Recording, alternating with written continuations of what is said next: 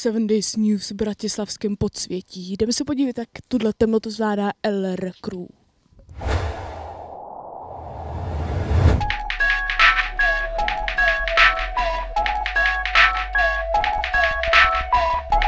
Tak tady mám u sebe crew LR. Kluci, povězte mi, jak se dneska točilo? Čau. Vzhľadom na to, že v Bratislave máme zatiaľ najväčšiu snehovú kalamitu za posledných, čo pamätám, tak sme sa rozhodli, že to natočíme v Podchode, teraz tu stojíme, keďže to je jediné suché miesto v Bratislave, kde sa skejtovať.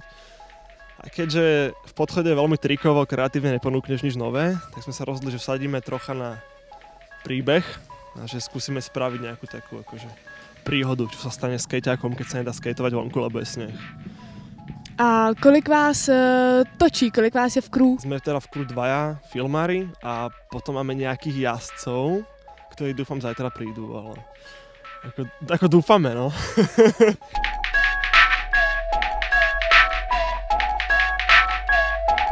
Kluci, při čem jsme vás dneska zastihli?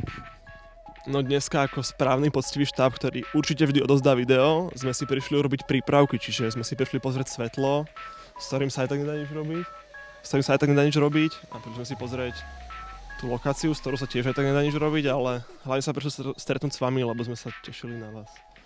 Dobře, tak díky, hodně štěstí, kluci. Čo to znamená?